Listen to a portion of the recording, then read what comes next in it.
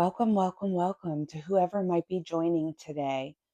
This is a very different type of a video for the channel. It's brand new for me to do this, and I thought it would be kind of fun because as I've been doing my own research in this book, along with any of the other books that I have found as my modalities along this path, I feel like engaging in more of a book club kind of style makes sense. And this is why I've really come to the conclusion, as I've told you guys many times, I'm not a teacher, I'm not a guru. I don't know anything more than anyone else watching this video.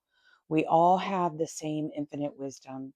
We're all born intrinsically with the ability to tap into our inner knowledge, our inner GPS, our inner guidance system, whatever you refer to it as. So we're always going to get our own correct experience in this. And yet, we seem to be here in a stage of community with others, and we seem to align to what I like to refer to as our vibe tribes. And it seems to be others, other aspects of ourselves that are walking the same journey or at least similar journeys. And we seem to cohabitate together in interests.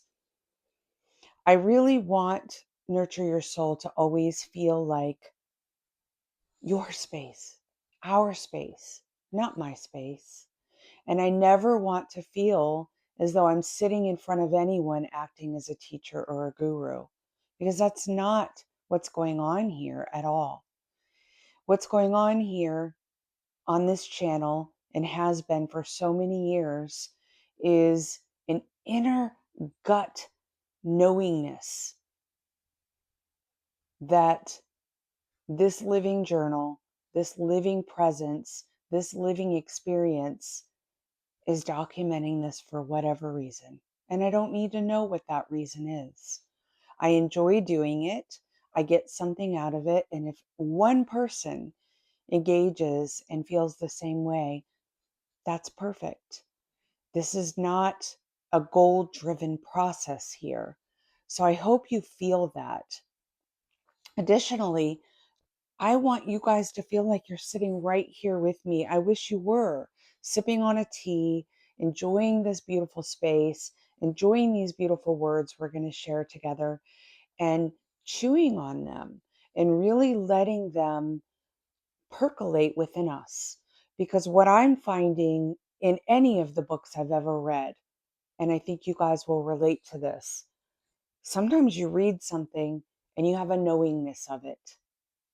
You say, oh, that makes sense, or oh, I felt that.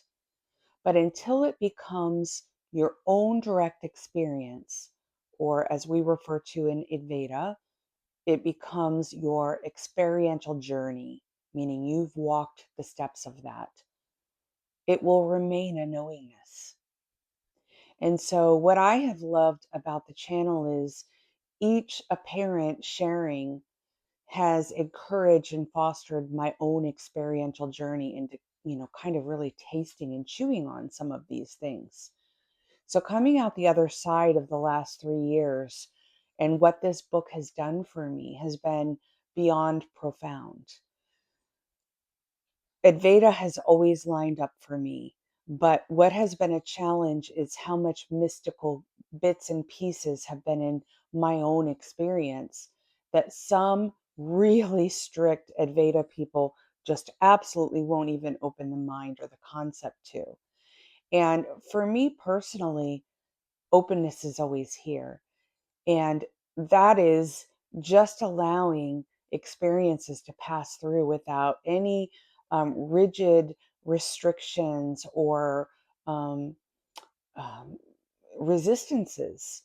And so when I see someone who's just so doctrinated in anything, including non-duality, there's an internal guidance system here that says they've just created another dogma. They're just inserting themselves in another cult. And I just don't choose to be a part of that. I want this openness to always be bringing newness forward. So, with all of that, if you're new to the channel, welcome.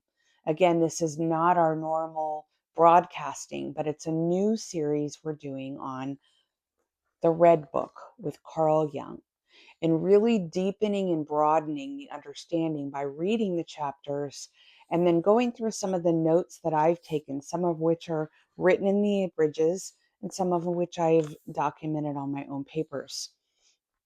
And I feel like airing this and then letting you guys chew on it and come back with questions is one great approach. And another could be that in the next iteration, we do this live and you guys do some live questions as I read. I don't have the mindset of what this is going to be or look like. I just figured we'd start here and see where it takes us. So before we dive into the first chapter, I was going to go in alignment with some of the postings and the videos we've already done in this series. And I felt like a next natural evolution was going to be jumping right into the work Carl Jung speaks about with an entity he ended up naming Philemon. But as I came back to the book and started looking at it yesterday, I felt strongly that to jump that far without kind of slowly leading up to that was going to create some disharmony. So I thought it made sense to back up a little bit. The mystical is all throughout, it's weaved throughout this book. Um, but really stepping backwards and taking us on the same journey that Jung went on with this book. So if you haven't watched any of the chapters that are already released, let me just step back for a minute and give you a very high level dive into what those first chapters were doing. Number one, introducing you to this book, the Red Book. I think everyone has heard of Carl Jung, and I think most of us have the same understanding of who he was in his life journey and experiences here.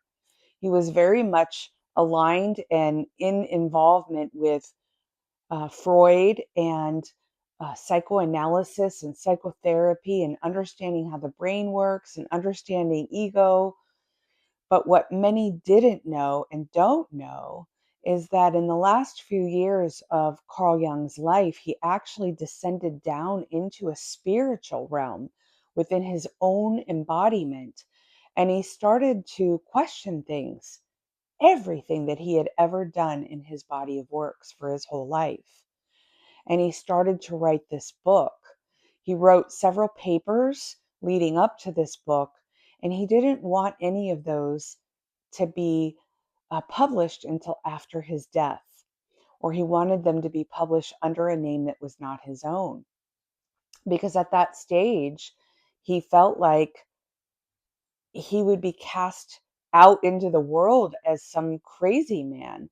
And I think that he just wanted to avoid that. I'm grateful that he documented it, but part of me is saddened that he didn't get to enjoy the richness of what many may have experienced during that time through reading his words. And so, as we all know, it's unfolded perfectly. So, this book is full of his experiences, his artwork, the things that he began to dive into that made him feel mad. Those were his words. He thought that he had lost his mind. And he was starting to have all these mystical encounters as he started to ask that Advaita question that we all know so well. To whom is this arising? Now, his was very different than that of the more recent spiritual teachers who started to use words like I am that, or who am I, or I am. Carl Jung got to this in his own way, and we'll talk about that.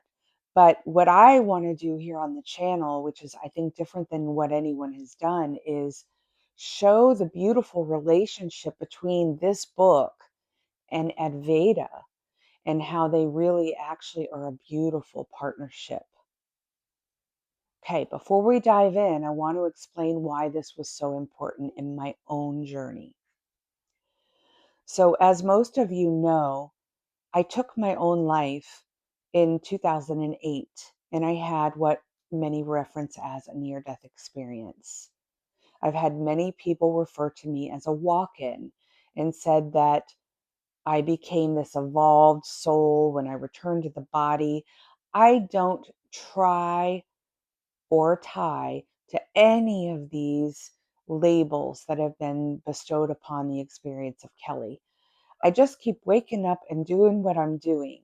But what I do know is everything he posts about in this book on some relative form I have experientially had myself. So as it sits next to my journey and my love of non-duality and Advaita, what I'm finding is that all of the trauma that the story of Kelly went through as a small child, regardless of my near-death experience, still sat within the subconscious of this seeming being. And no matter how much self-inquiry was going on, those shadows were so deeply immersed from that trauma that something needed to come in and help shake some of that up. Early days, I used Byron Katie and her version of self-inquiry, A Course in Miracles. All the spiritual teachers have touched this experience since 2008. But this is the thing that really just split everything wide open about 3 years ago when I started going through a bunch of grief bands, losing my father, losing my Milo, having lost my mother already, both of my grandparents, just seeing everybody exit my field of stream made me really evaluate what was going on as I was moving through those human grief patterns. So, yes, I find that our nervous system is literally the most important piece to stabilize and balance in the physicality before we can even have the deepening of the non-dualistic look. So for me or anyone who's been through a tremendous amount of trauma, I feel that clearing the shadows sits beautifully and goes hand in hand with non-duality and self-inquiry. With all of that, a few notes before we dive in. In the Red Book, something that may throw you off if you start to read it, Jung is really talking to the soul. He's literally talking to it, not with it or at it. And that can feel strange for people because Jung really believed something that when this was started was very radical. And that is that the psyche is not a machine. It is alive. And consciousness itself is living intelligence. And that's the Advaitic understanding. Consciousness itself is living intelligence. So you can already see how these two things, Advaita non-duality and the Red Book, start to fit next to each other beautifully. So as we go into the very first chapter, I'm going to kind of lay some foundation here of what Jung is speaking to and what he's experiencing. In this chapter, he's realizing what many spiritual traditions already point to. Modern people have lost contact with the soul, and in Jung language, the soul is the living bridge between the ego and the deeper psyche. So if I translate that Advaitic style, the ego believed it was the center of experience, but the deeper intelligence of being never disappeared. It was simply ignored. And that is very close to what Jung is grappling with throughout this book. Now, if you go back to what he has said as a premise for this first chapter, that modern humanity has lost its soul by becoming overly rational and externalized. Oh, that's so powerful. Externalized, meaning the dreamscape. Everything has become about this instead of this. This opens a profound question. If we lost the soul, where did it go? The soul was never lost. Attention simply turned outward, and the inner world went quiet, but quiet does not mean gone. Now, these are my notes going into the first chapter, and I wanted to preface these before reading the first chapter. So hopefully that sits within you as we start to go in to chapter 1, Refinding the Soul. Now, I'm going to take this slow, number one, because some of the words literally are words I don't even know. And I have to pause not only to articulate them, but to really allow the words to settle. Additionally, I don't want to rush through this. These are meaty chapters, and there may be points along the way where I pause and add some of my own reflections. So I'm going to pause here for a second, check and make sure this is recording okay before we really dive in. And if you'd like to get a cup of tea, get yourself settled, get cozy like I am, this is where we're going to kick right into the chapter. So let's all take a quick break and start right here.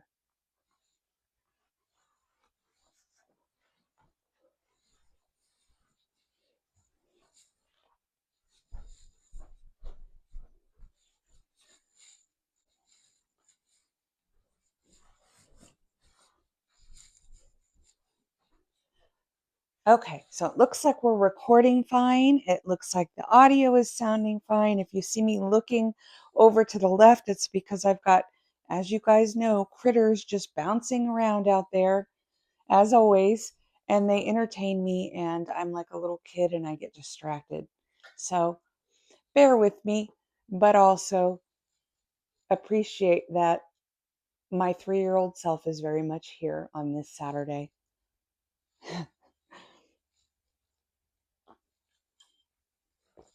And that's a good tea. Ah, okay.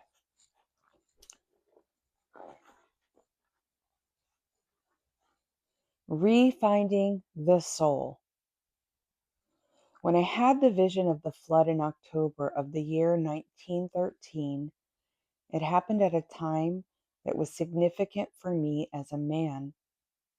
At that time, in the 40th year of my life, I had achieved everything that I had wished for myself. I had achieved honor, power, wealth, knowledge, and every human happiness.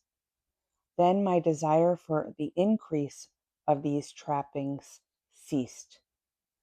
The desire ebbed from me, and horror came over me. The vision of the flood seized me, and I felt the spirit of the depths, but I did not understand him. Yet he drove me on with the unbearable inner longing, and I said, "My soul, where are you? Do you hear me? I speak. I call you. Are you there? I have returned. Here I am again. I have shaken the dust of all of the lands from my feet, and I have come to you. I am with you. After long years of long wandering, I have come to you again. Should I tell you everything I have seen, experienced, and drunk in? Or do you not want to hear about all of the noise of life and the world? So here you see Jung speaking to the soul. And that can be very unsettling for some, but just allow it to be what it is. Just let the mind not be engaged right now. But one thing you must know, the one thing I have learned, is that one must live this life. This life is the way, the long sought after way, to the unfathomable, which we call divine.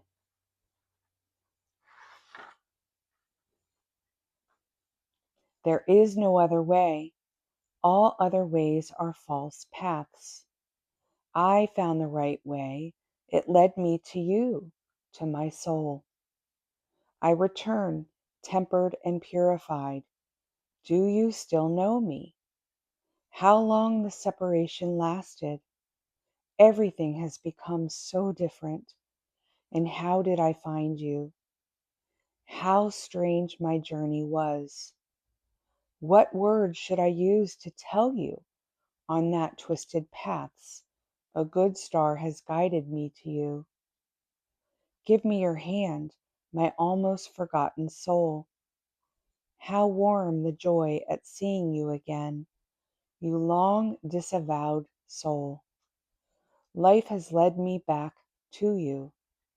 Let us thank the life I have lived for all the happy and all the sad hours, for every joy, for every sadness. My soul, my journey should continue with you. I still wander with you and ascend to my solitude. The spirit of the depths forced me to say this, and at the same time to undergo it against myself. Since I had not expected it then, I still labored misguidedly under the spirit of this time, and thought differently about the human soul. I thought and spoke much of the soul. I knew many learned words for her. I had judged her and turned her into a specific object. So here Jung is referring to his earlier work. He had written all kinds of earlier papers here, and he's really looking back on that. And I also love that he's referring to his soul as a her. I did not consider that my soul cannot be the object of my judgment and knowledge.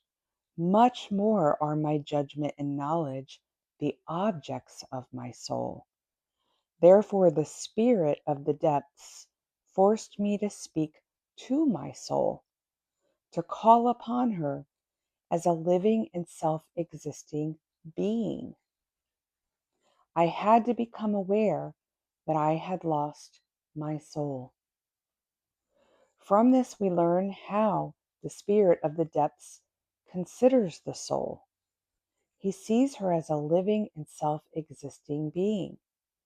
And with this, he contradicts the spirit of this time for whom the soul is a thing dependent on a man, which lets herself be judged and arranged, and whose circumference we can grasp. So that's that whole piece that all of the gurus have pointed to, always looking for a center, something to be able to grab a hold of, right? Something that allows us to feel like we have control or keeps us firmly rooted in something. So, what Jung is starting to see here is, or recognize, I guess, more than anything, is that that is what's literally pulling apart for him and opening up.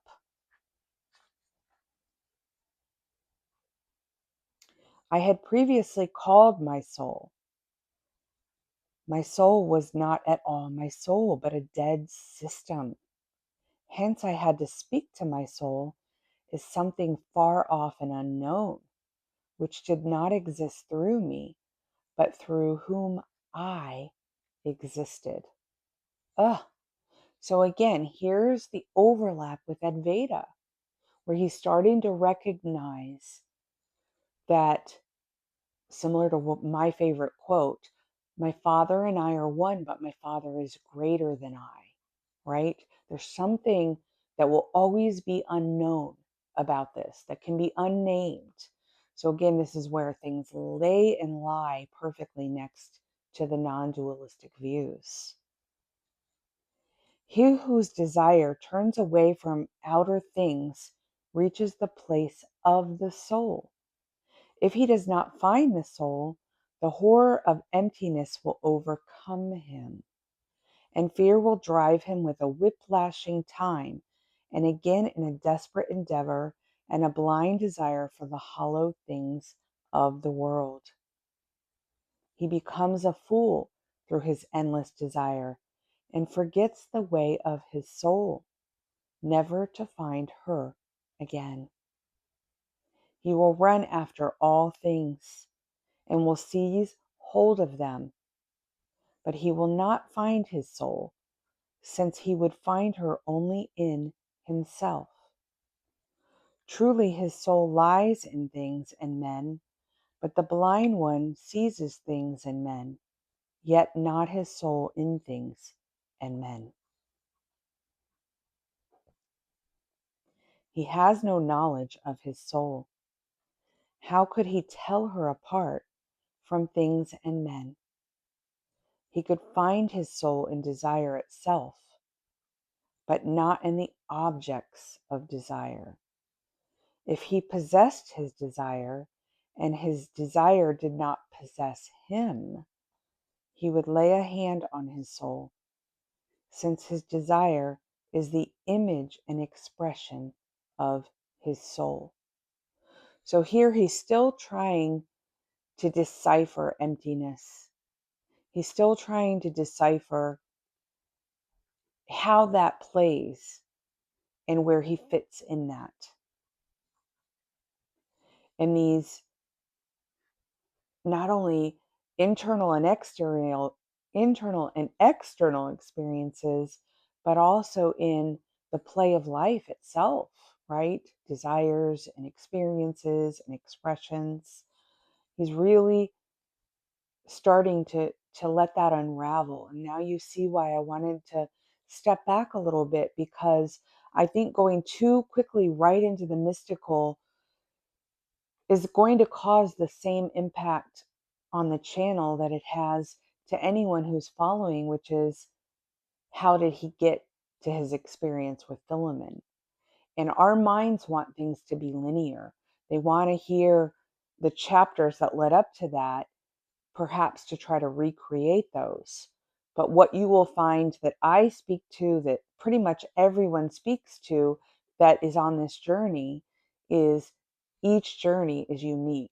So following mine or following his or following Ramana's or anyone's is not going to be yours. It's only going to be a resistance to your own journey.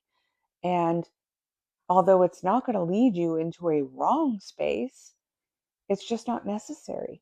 It's not necessary at all. So if we possess the image of a thing, we possess half the thing. Right? Duality right there. He just points to it.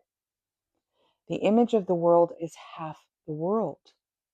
He who possesses the world, but not its image, possesses only half the world, since his soul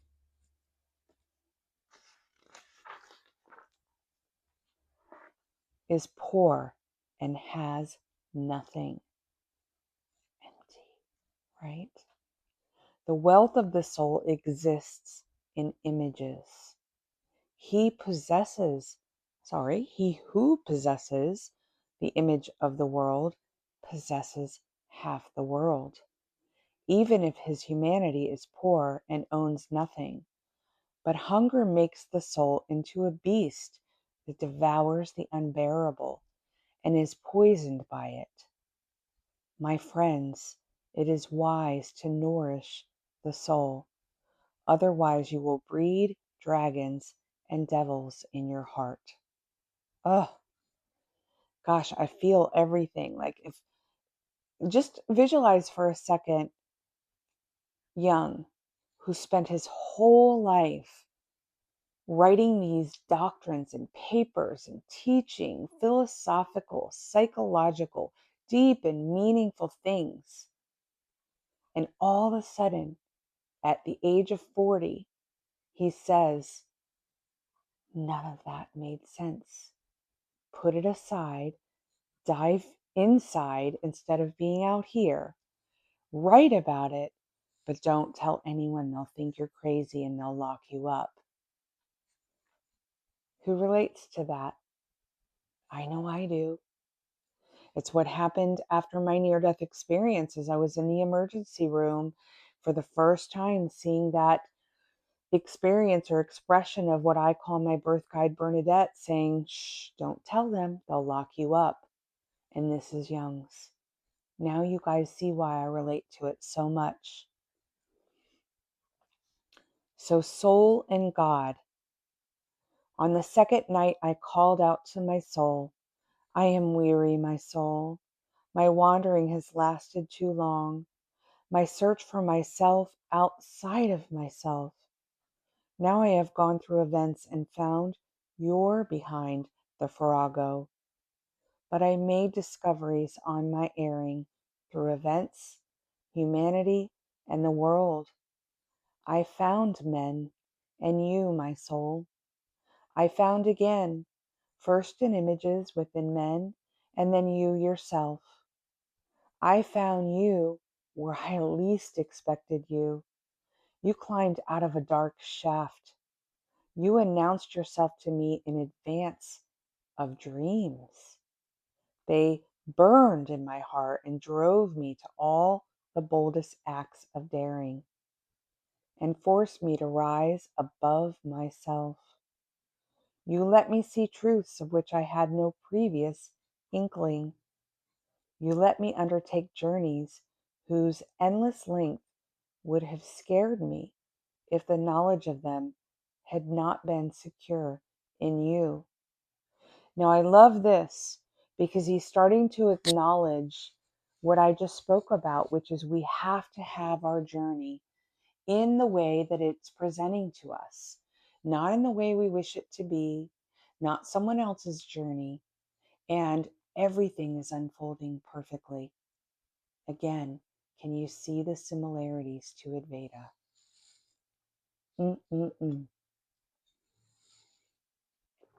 It's such a beautiful overlap. I wandered for many years, so long that I forgot that I possessed a soul. Where were you all this time? Which beyond sheltered you and gave you sanctuary? Oh, that you must speak through me, that my speech and I are a symbol and expression for you. How should I decipher you? Oh, I love the way he's speaking to the soul. I love it. Who are you, child?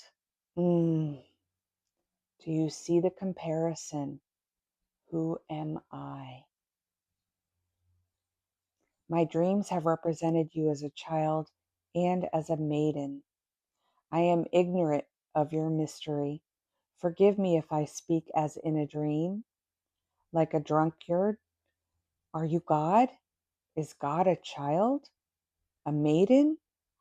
Forgive me if I babble. No one else hears me. I speak to you quietly, and you know that I am neither a drunkard nor someone deranged, and that my heart twists in pain from the wound, whose darkness delivers speeches full of mockery. You are lying to yourself. You spoke so as to deceive others and make them believe in you.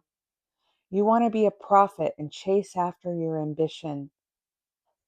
The wound still bleeds, and I am far from being able to pretend that I do not hear my own mockery.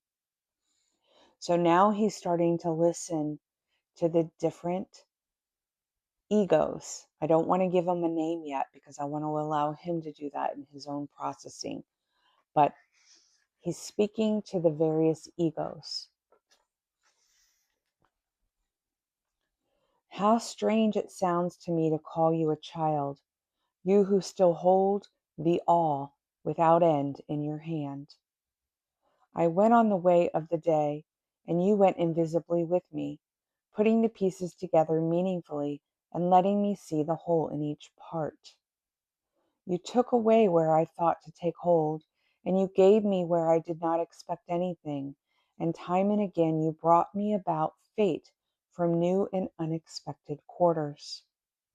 Where I sowed, you robbed me of the harvest, and where I did not sow, you give me fruit a hundredfold. And time and again I lost the path and found it again where I would never have foreseen it. You upheld my belief when I was alone and near despair. At every decisive moment, you let me believe in myself. Ah, I'm just in love with the way he's relating to this and the way I'm relating to it, and I hope you are as well. How many nights have you fallen into bed and had a similar conversation, whether it was with your guides, the angels, God, whatever, crying out, who hears me, right? And looking at all the life work that you've brought forward and being unable to find meaning in it anymore, right? Like a tired wanderer who had sought nothing in the world apart from her. Shall I come closer to my soul? I shall learn that my soul finally lies beneath and behind everything. And if I cross the world, I am ultimately doing this to find my soul. Even the dearest are themselves not the goal and end of the love that goes on seeking. They are symbols of their own souls. My friends, do you guess to what solitude we ascend? I must learn that the dregs of my thought, my dreams, are the speech of my soul. I must carry them in my heart and go back and forth over them in my mind. Like the words of the person dearest to me, dreams are the guiding words of the soul. Why should I henceforth not love my dreams and not make their riddling images into objects of my daily consideration? You think that the dream is foolish and ungainly. What is beautiful? What is ungainly? What is clever? What is foolish? The spirit of this time is your measure, but the spirit of the depths surpasses it at both ends. Only the spirit of this time knows the difference between large and small, but this difference is invalid, like the spirit which recognizes it. The spirit of the depths even taught me to consider my action and my decision as dependent on dreams. Dreams pave the way for life, and they determine you without you understanding their language. One would like to learn this language, but who can teach and learn it? Scholarliness alone is not enough. There is a knowledge of the heart that gives deeper insight. The knowledge of the heart is in no book and is not to be found in the mouth of any teacher, but grows out of you like the green seed from the dark earth. Scholarliness belongs to the spirit of this time, but the spirit in no way grasps the dream. since the soul is everywhere that scholarly knowledge is not. Back to my favorite quote from the Bible: my Father and I are one, but my Father is greater than I. Ugh. But how can I attain the knowledge of the heart? You can attain this knowledge only by living your life to the full. You live your life fully if you also live what you have never yet lived, but have left for others to live or to think. You will say, but I cannot live or think everything that others live or think. But you should say, the life that I could still live, I should live, and the thoughts that I could still think, I should think. It appears as though you want to flee from yourself so as not to have to live what remains unlived until now. But you cannot flee from yourself. It is with you all the time and demands fulfillment. If you pretend to be blind and dumb to this demand, you feign being blind and deaf to yourself. This way you will never reach the knowledge of the heart. The knowledge of your heart is how your heart is. From a cunning heart you will know cunning. From a good heart you will know goodness. So that your understanding becomes perfect, consider that your heart is both good and evil. You ask, what? Should I also live evil? The spirit of the depths demands the life that you could still live, you should live. Well-being decides, not your well-being, not the well-being of the others, but only well-being. Do you see how that lines up next to Advaita? Wholeness, but not even that. Non-duality. So that your understanding becomes perfect, consider that your heart is both good and evil. Oh, that really just echoes here. Well-being is between me and others in society. I too lived, which I had not done before, and which I could still do. I lived into the depths, and the depths began to speak. The depths taught me the other truth. It thus united sense and nonsense in me. I had to recognize that I am only the expression and symbol of the soul.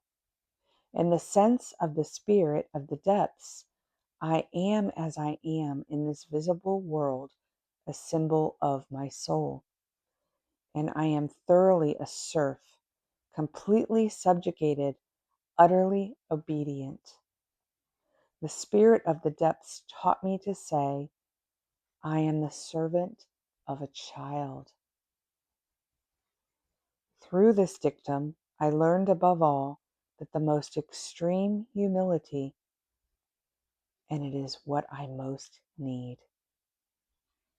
The spirit of this time, of course, allowed me to believe in my reason.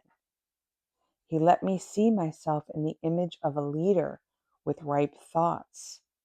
But the spirit of the depths teaches me that I am a servant, in fact, the servant of a child. This dictum was repugnant to me, and I hated it, but I had to recognize and accept that my soul is a child and that my God in my soul is a child. If you are boys, your God is a woman. If you are a woman, your God is a boy. If you are men, your God is a maiden. The God is where you are not. So it is wise that one has a God. This serves you for perfection. A maiden is the pregnant future. A boy is the engendering future. A woman is having given birth. A man is having engendered. So if you are childlike beings now, your God will descend from the height of ripeness to age and death. But if you are developed beings, having engendered or given birth, in body or in soul, so your God rises from the radiant cradle to the incalculable heights of future, to the maturity and fullness of the coming time. He who still has his life before him is a child. He who lives life in the present is developed. He who lives life, If you thus live all that you can live, you are developed. He who is a child in this time, his God dies. He who is developed in this time, his God continues to live. The spirit of the depths teaches this mystery. Prosperous and woeful are those who God is developed. Prosperous and woeful are those whose God is a child. What is better, that man has life ahead of him, or that God does? So this is really looking at the temporariness of this human version of his 40 years of life, and how he was so strongly committed to becoming known for his works. And now he's looking at those and recognizing they're meaningless in truth, that he's just a child with no knowledge after 40 years of cultivating everything that he believed to be true. And now he's realizing that he only immersed himself on various parts of the duality streams without considering the wholeness or both sides of duality and the importance of honoring both. I know no answer. Live, the unavoidable decides. The spirit of the depths taught me that my life is encompassed by the divine child. From his hand, everything unexpected came to me, everything living. This child is what I feel as an eternally springing youth in me. In childish men, you feel the hopeless transience. All that you saw passing is yet to come for him. His future is full of transience. But the transience of the things coming toward you has never yet experienced a human meaning. Your continuing to live is a living onward. You engender and give birth to what is to come. You are fecund. You live onward. The childish is unfruitful. What is to come to him is what already has been engendered and already withered. It does not live onward. My God is a child.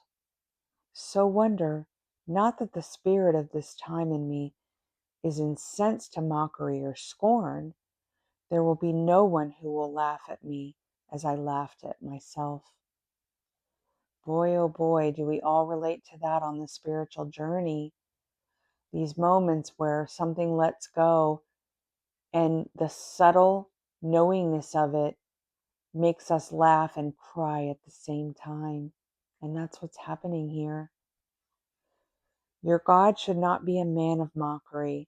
Rather, you yourself will be the man of mockery. You should mock yourself and rise above this. If you have still not learned this from the old holy books, then go there, drink the blood, and eat the flesh of him who are mocked and tormented for the sake of our sins, so that you totally become his nature. Deny his being apart from you. You should be he himself, not Christians, but Christ. Otherwise, you will be of no use to the coming God. Now, this is where he really starts looking at what many of the Advaita speakers speak to. I am, right? He hasn't given it much wording yet. He's still conceptualizing it. He's still looking at it, but he's stepping towards it. Is there anyone among you who believes he can be spared the way? Can he swindle his way past the pain of Christ? I say, such a one deceives himself to his own detriment. He beds down on thorns and fire. No one can be spared the way of Christ, since this way leads to what is to come. You should all become Christ's. You do not overcome the old teaching through doing less, but through doing more. Every step closer to my soul excites the scornful laughter of my devils, those cowardly car whisperers and poison mixers. It was easy for them to laugh, since I had to do strange things. So here he's recognizing he had to go through all of these mysteries, all of these seeming curves along the river to get here. Every step was necessary. Every pebble he crossed on that stream, right? So next we go into what is called on the service of the soul. On the following night, I had to write down all of the dreams that I could recollect, true to their wondering. The meaning of this act was dark to me. Why all this? Forgive the fuss that rises in me, yet you want me to do this. What strange things are happening to me? I know too much not to see on what swaying bridges I go. Where are you leading me? Forgive my excessive apprehension, brimful of knowledge. My foot hesitates to follow you. Into what mist and darkness does your path lead? Must I also learn to do without meaning? If this is what you dreamed, then so be it. This hour belongs to you. What is there where there is no meaning? Only nonsense or madness, it seems to me. Is there also a supreme being? Is that your meaning, my soul? I limp after you on crutches of understanding. I am a man, and you stride like a god. What torture! I must return to myself, to the smallest things. I saw the things of my soul as small, pitiably small. You force me to see them as large, to make them large. Is this your aim? I follow, but it terrifies me. Hear my doubts, otherwise I cannot follow, since your meaning is a supreme meaning, and your steps are the steps of a God. Now,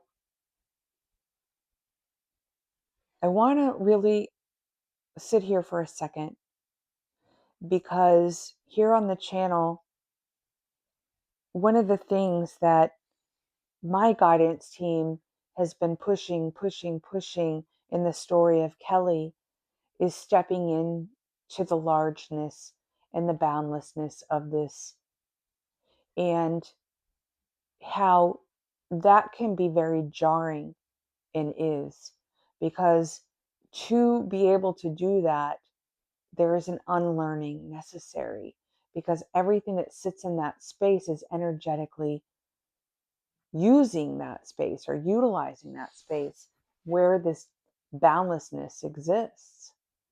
So what Jung is speaking to here is exactly that he's confused. I've learned all this stuff for 40 years, and you're basically telling me to set it aside and follow a child, right? Set it aside and follow a child that I am calling God, that I am being asked to step into, which is supposedly larger than I've been. Terrifying, right? The unknown, the void, the emptiness. He's being called into that. So, oh, that's so good. Sorry, I need a couple sips. My throat's dry and I've got a beautiful dough out here eating. So just take a sip here and give her some love.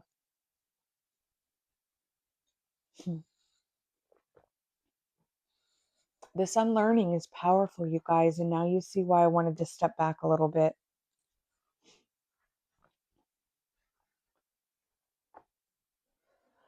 I understand I must not think either. Should thought too no longer be? I should give myself completely into your hands? But who are you? I do not trust you. Not one's to trust. Is that my love for you, my joy in you? Do I not trust every valiant man, and not you, my soul? Your hand lies heavy on me, but I am willing, I am willing. Have I not sought to love men and trust them? And should I not do this with you? Forget my doubts.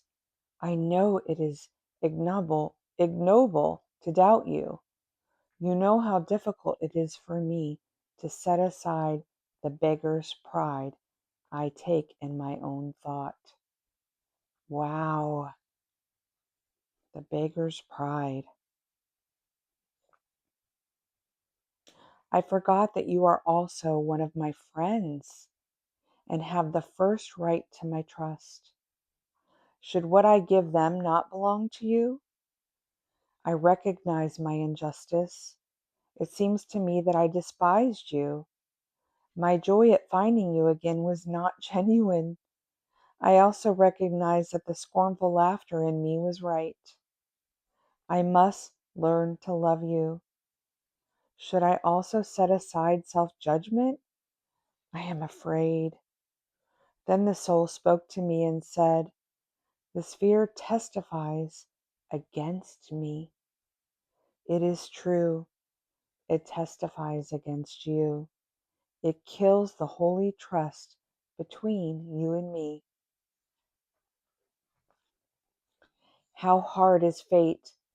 If you take a step toward your soul, you will at first miss the meaning. You will believe that you have sunk into meaninglessness, into eternal disorder. You will be right. Nothing will deliver you from disorder and meaninglessness, since this is the other half of the world. Your God is a child, so long as you are not childlike. Is the child order, meaning, or disorder, caprice? Disorder and meaningless are the mother of order and meaning. Order and meaning are things that have become and are no longer becoming. You open the gates of the soul to let the dark flood of chaos flow into your order and meaning. If you married the order to the chaos, you produce the divine child, the supreme meaning beyond meaning and meaninglessness. That is one of the most beautiful definitions of wholeness and emptiness at the same time. You are afraid to be open. Oh, I'm sorry. You are afraid to open the door. I too was afraid, since we had forgotten that God is terrible. Christ taught God is love, but you should know that love is also terrible. I spoke to a loving soul, and as I drew nearer to her, I was overcome by horror, and I heaped up a wall of doubt. I did not anticipate that I thus wanted to protect myself from my fearful soul. You dread the depths. It should horrify you, since the way of what is to come leads through it. You must endure temptation of fear and doubt, and at the same time acknowledge to the bone that your fear is justified and your doubt is reasonable. How otherwise could it be a true temptation and a true overcoming? Christ totally overcomes the temptations of the devil, but not the temptation of God to good and reason. Christ thus succumbs to cursing. You still have to learn this, to succumb to no temptation, but to do everything of your own will. Then you will be free and beyond Christianity. I have had to recognize that I must submit to what I fear. Yes, even more, that I must even love what horrifies me. We must learn from that saint who was gusted by the plague infections.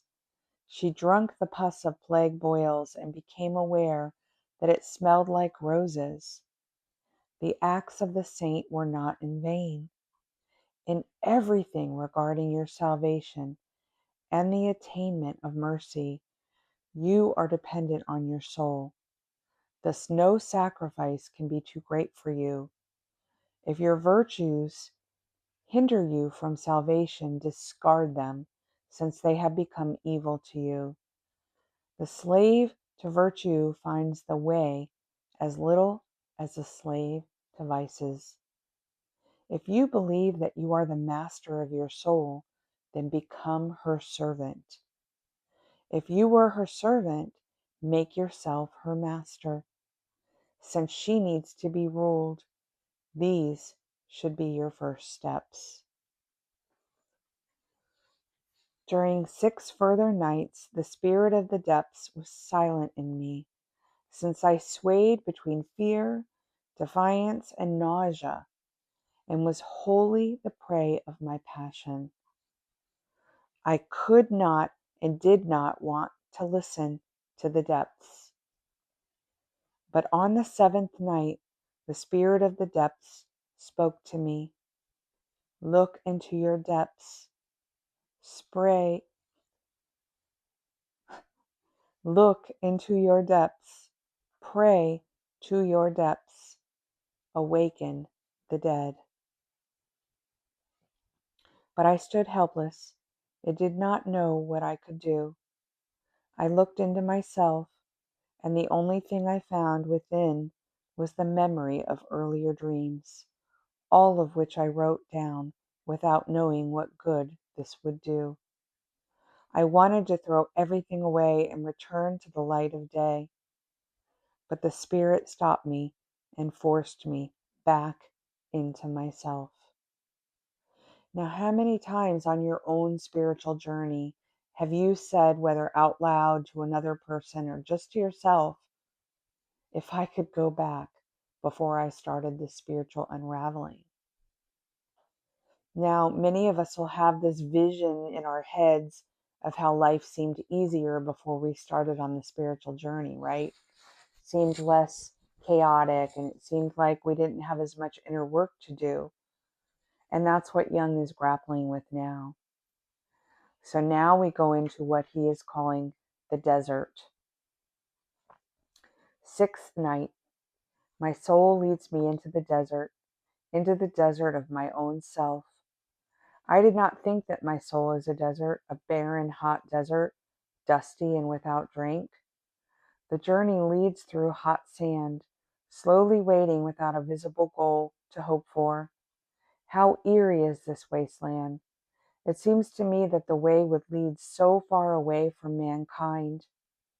I take my way step by step, not knowing how long my journey will last. Why is myself a desert? Have I lived too much outside of myself in men and events? Why did I avoid myself? Was I not dear to myself? But I have avoided the place of my soul. I was my thoughts. After, I was no longer events and other men, but I was not myself. Confronted with my thoughts, I should also rise up above my thoughts to my own self. My journey goes there, and that is why it leads away from men and events into solitude. It is solitude. To be with oneself. Solitude is true only when the self is a desert. Should I make a garden out of the desert? Should I people a desolate land? Should I open the airy magic garden of wilderness? What leads me into the desert, and what am I to do there? Is it a deception that I can no longer trust my thoughts? Only life is true, and only life leads me into the desert? Truly not my thinking. That would like to return to thoughts, to men and events, since it feels uncanny in the desert. My soul, what am I to do here? But my soul spoke to me and said, wait, I hear the cruel word. Torment belongs to the desert. Through giving my soul all I could give, I came to the place of the soul and found that this place was a hot desert, desolate and unfruitful. No culture of the mind is enough to make a garden out of your soul. I had cultivated my spirit, the spirit of this time in me, but not the spirit of the depths that turns to the things of the soul, the world of the soul. The soul has its own peculiar world. Only the self enters in there, or the man who has completely become his self. He who is neither in events, nor in men, nor in his thoughts. Through the turning of my desire from things and men, I turned myself away from things and men. But that is precisely how I became the secure prey of my thoughts. Yes, I wholly became my thoughts. Gosh, I love this. Here he's reflecting on recognizing, well, damn, even my thoughts have been liars. What am I to believe in? As you can see, everything's unraveling. Notice, so far, nothing is a teaching. Nothing. Just like Advaita. It's an unraveling, an unfurling. And he's going in and out, ebbing and flowing in and out of despair and trust. So he's starting to recognize what I would call his own version of surrender, even recognizing that Christianity, which he himself had laid cards on, no longer made sense. Yet he's also indicating that his recognition that he has to honor both. So the unraveling is absolutely necessary, but it's not about keeping one and doing away with the other. It's about that wholeness, that unity, about allowing both to coexist in the ebb and the flow. I also had to detach myself from my thoughts through turning my desire away from them. And at once I noticed that myself became a desert, where only the sun of unquiet desire burned. I call that the gap between the thoughts. But, oh, we've got a chipmunk out here singing to us now. Let me back up a little bit. My 3-year-old got lost there for a second. I also had to detach myself from my thoughts through turning my desire away from them. And at once I noticed that myself became a desert where only the sun of unquiet desire burned. I was overwhelmed by the endless infertility of this desert. Even if something could have thrived there, the creative power of the desire was still absent. Wherever the creative power of desire is, there springs the soil's own seed. But do not forget to wait. Did you not see that when your creative force turned to the world, how the dead things moved under it and through it, how they grew and prospered, and how your thoughts flowed in rich rivers? If your creative force now turns to the place of the soul, you will see how your soul becomes green and how its field bears wonderful fruit. Nobody can spare themselves the waiting, and most will be unable to bear this torment, but will throw themselves with greed back at men, things, and thoughts, whose slaves they will become from then on. Since then it will have been clearly proved that this man is incapable of enduring beyond things, men, and thoughts, and they will hence become his master, and he will become their fool.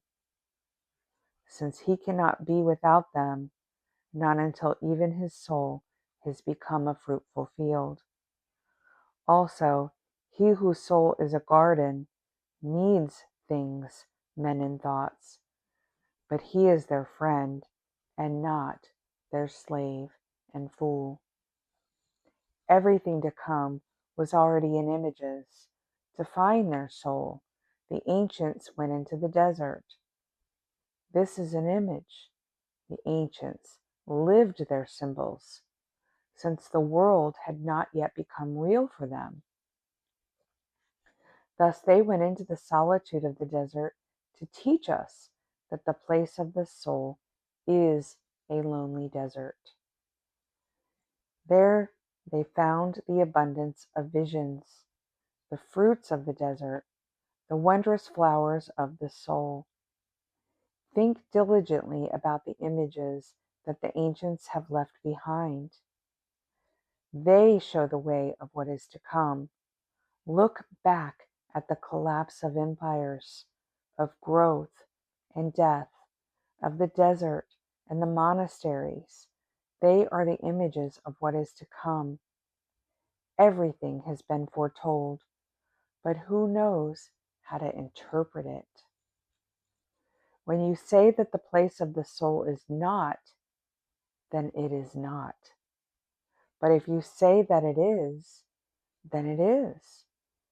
Notice what the ancients said in the images.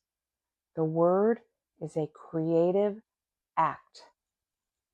The ancients said, "In the beginning was the Word." Consider this and think upon it. The words that oscillate between nonsense and supreme meaning are the oldest and the truest. Experiences in the desert. After a hard struggle, I have come a piece of the way nearer to you. How hard this struggle was. I had fallen into an undergrowth of doubt, confusion, and scorn. I recognize that I must be alone with my soul. I come with empty hands to you, my soul. What do you want to hear?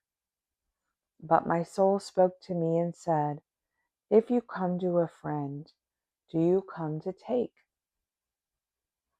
I knew that this should not be so, but it seems to me that I am poor and empty.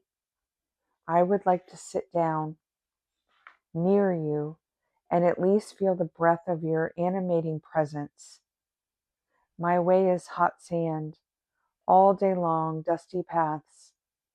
My patience is sometimes weak, and once I despaired of myself, as you know.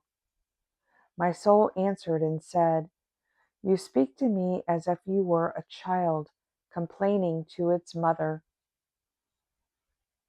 I am not your mother. I do not want to complain, but let me say to you that mine is a long and dusty road. You are to me like a shady tree in the wilderness. I would like to enjoy your shade. But my soul answered, "You are pleasure-seeking. Where is your patience? Your time has not yet run its course.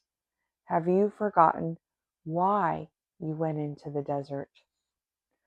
So here, the dialogue is becoming more trusting, as you can hear. And now what I'm noticing, and you probably are as well, is Jung is befriending the soul, or seeing the soul as something hierarchically above him, right? Something he comes to seek shade, something he comes to seek encouragement, something he comes to seek companionship. He goes on to say, "My faith is weak. My face is blind from all of that shimmering blaze of the desert sun. The heart lies on me like lead. Thirst torments me. I dare not think how unendingly long my way is, and above all, I see nothing in front of me." But the soul answered, "You speak as if you have still learned nothing. Can you not wait? Should everything fall into your lap, ripe and finished? You are full, yes. You teem with intentions and desirousness. Do you still not know that the way to truth stands only open to those without intentions? I know everything that you say, oh, my soul, is also my thought, but I hardly live according to it." The soul said, "How, tell me, do you then believe that your thoughts should help you?" I would always like to refer to the fact that I am a human being, just a human being, who is weak and sometimes does not do his best. But the soul said, "Is this what you think it means to be human? You are hard, my soul, but you are right. How little adept we are at living. We should grow like a tree that likewise does not know its law. We tie ourselves up with intentions, not mindful of the fact that intention is limitation. Yes, the exclusion of life. We believe that we can illuminate the darkness with an intention, and in that way aim past the light. How can we presume to want to know in advance from where the light will come to us? Let me bring only one complaint before you. I suffer from scorn, my own scorn, but my soul says to me, do you think little of yourself? I do not believe so. My soul answered, then listen. Do you think little of me? Do you still not know that you are not writing a book to feed your vanity, but that you are speaking with me? How can you suffer from scorn if you address me with those words that I give you? Do you actually know who I am? Have you grasped me, defined me, and made me into a dead formula? Have you measured the depths of my chasms and explored all the ways down which I am yet going to lead you? Scorn cannot challenge you if you are not vain to the marrow of your bones. Your truth is hard. I want to lay down my vanity before you, since it blinds me. See, that is why I also believed my hands were empty when I came to you today. I did not consider that it is you who fills empty hands if only they want to stretch out. Yet they do not want to. I did not know that I am your vessel, empty without you, but brimming over you.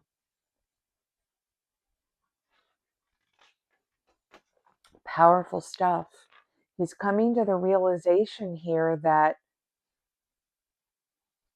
the soul and the version of him need each other.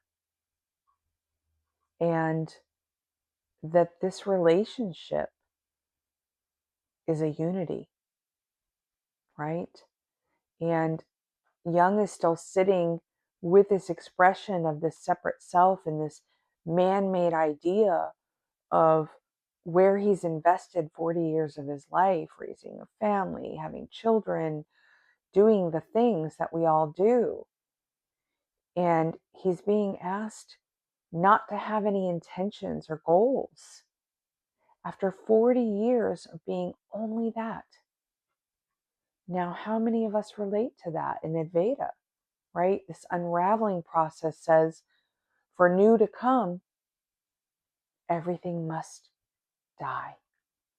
It comes through, it ebbs and flows, it comes through, it ebbs and flows, but that death is necessary for space to remain for what is wanting to take that space. And that's what I think what he still believes is this separate soul that he's having a conversation with is guiding him towards. He thought his hands were empty when he came, but the soul said, you have all these intentions, you want to know, you have all these questions, you want answers. You're looking for me for comfort. You're looking to me for guidance. So Jung still doesn't know who he is as a state. This was my 25th night at the desert. This is how long it took my soul to awaken from a shadowy being to her own life, until she could approach me as a freestanding being separate from me. And I received hard but salutary words from her. I needed taking in hand, since I could not overcome the scorn within me. The spirit of this time considers itself extremely clever, like every such spirit of time. But wisdom is simple-minded, not just simple because of this. The clever person mocks wisdom, since mockery is his weapon. He uses the pointed, poisonous weapon because he is struck by naive wisdom. If he were not struck, he would not need the weapon. Only in the desert do we become aware of our terrible simple-mindedness, but we are afraid of admitting it.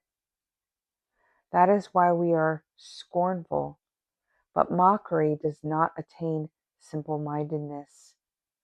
The mockery falls on the mocker, and in the desert, where no one hears the answers, he suffocates from his own scorn. The cleverer you are, the more foolish your simple-mindedness. The totally clever are total fools and their simple-mindedness. We cannot save ourselves from the cleverness of the spirit of the time through increasing our cleverness, but through accepting what our cleverness hates most, namely simple-mindedness. Yet we also do not want to be artificial fools, because we have fallen into simple-mindedness. Rather, we will be clever fools. That leads to the supreme meaning. Cleverness couples itself with intention. Simple-mindedness knows no intention. Cleverness conquers the world, but simple-mindedness the soul. So take on the vow of poverty of spirit in order to partake of the soul. Against the scorn of my cleverness rose up. Many will laugh at my foolishness, but no one will laugh more than I laughed at myself. So I overcame scorn, but when I had overcome it, I was near to my soul, and she could speak to me, and I was soon to see the desert becoming green. Wow. So what did it say? 40 nights? 25th night. This is on the 25th night where he finally seems to notice the mind acquiescing, becoming more still, becoming more open, and recognizing that futility of all of his intelligence and all of the years of learning. We're just creating more desires and intentions, which are great for thoughts and men and experiences, and we need them in the dreamscape. But when we're working on our internal understanding of ourselves, they hold no purpose and, in fact, create obstacles and distractions for us. Let's see where we are in chapter 1. He next goes into the descent into hell in the future. And I'm wondering if this might be a good pausing place. I think it is. So we'll pick up here on the descent into hell in the future in our next iteration. But I want to wrap up a little bit of the one that we just went through with some thoughts. Part of the reason of reading this book, as I mentioned, is wanting to lay in my own version and my own understanding how this work lines up so beautifully and perfectly next to Advaita. Hopefully you're starting to hear it and see it in Jung's own writings, which really, this is just a diary, you guys, and it's so powerful. If you want to get your own version of it, you can order it on Amazon and read along with me, make your own notes, and start to join in this journey and discussion from your own angle and your own view. I would love that, because my word is not the final word. I'm sharing what I'm picking up from my own experience, and it really lays so beautifully next to this, where we seem to have something figured out, and then the mind comes in with an intention or an idea or a concept or a belief or old conditioning, and it wants to run off with that. And Jung is seeing this as well. In the running off with that, when it comes back to meditation or back to prayer or whatever it is for you watching, notice it always says, I lost myself. I left you, right? Like maybe a couple weeks went by before you took time to sit down and meditate again, and you felt distracted and you felt discombobulated and uncomfortable in your own life, and you got back into the rhythm of this. This never left us. We left it into the dream. And Jung is starting to notice that in the desert. The desert, to me, is representative of what I refer to as the void, where the stillness speaks to us. And Jung is giving it his own dimension and his own flavor and his own names. No right or wrong in that. But in the next chapter, as I mentioned, now that he's starting to recognize this, we'll dive into the descent into hell in the future, where he starts to navigate this. I hope you guys are enjoying this. I really am loving the idea of making this more book club style. And again, I would love to start getting people's feedback, whether it's just you watch this and have questions, or you get your own book and you join along and you start to mark things in the book that you think I might have missed that are deeper or more relevant. By the time we get to some of the relationships, Abraxas and Philemon and some of the other seeming characters in Jung's journey, you might hear me start to bring in some of my own, my birth guide Bernadette, angels guides, all of these things that many in Advaita say are just clearly untrue. And yet, all of this is part of an expression or an experience of oneness. So how can any of it be untrue? What I have found in my own journey is to accept all of it, believe none of it, and enjoy life. And you hear, even in chapter 1, the soul is trying to get Carl Jung to see that. So if this is helping you in any way, I'm grateful to have you along on the journey. I'm going to continue to take my own notes like I have and intro into the next chapter. But if you're reading and you see some things you want to reflect back on from what we've already covered, put those in the comments below the video, and I'll circle back around before we dive into the next iteration or even some of the videos that are already out there, and try to give some of my own reflections and thoughts on those. I'm not a teacher and I'm not a guru, as I've said. I'm interpreting this the same way you will be, through a lens that's still very much egoic. So every translation is going to be man-made, and that's okay. There's no right or wrong in any of this. My interpretations aren't necessarily the correct ones. So if you've come to the channel and you're a psychology major or you have some differing views, please bring them forward, but don't come at me with them. Join me with them. I'd love to hear them. Comment below. Nothing is off topic here. And let's just keep going. If you wouldn't mind subscribing, hitting like, and turning notifications on, it really helps the algorithm of the channel, and it helps you to be aware when the next chapter drops. Also, I would love if you guys could take a moment and hype this video so that it does get into the global consciousness, which are all aspects of each of us.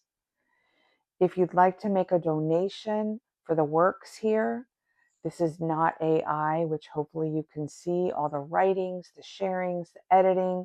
It's all me. I don't have a team. You're looking at my team. So any love donations are appreciated. This is stuff that I do in my own time, and I love the work, but it is time consuming to edit and do the things. So any love donations are appreciated. I'm not quite sure, and I'm not necessarily going to commit to when the next iteration of this will drop.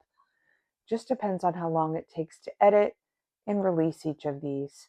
So just be patient with me and know that I continue to do a daily vlog. You can go to the community tab, you can check in, you can add your own community post, something you'd like to share, your own living journal, maybe a message, maybe an artwork piece, maybe another video or a writing. You can share anything, and you don't have to be a member here to do so. I want to keep this channel free for everyone. The way that I get to do that is by your support. Like, subscribe, follow, share, make donations, hype us up. Let's keep this a free space for freedom, for liberation, and for open discussions. Much love. Until next time.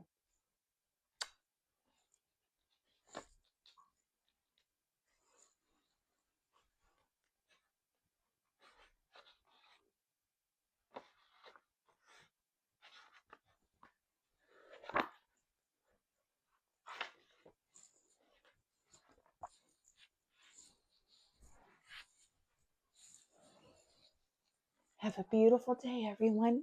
Woo! My body got tight. I do some movements after that. Have a beautiful day. I love you.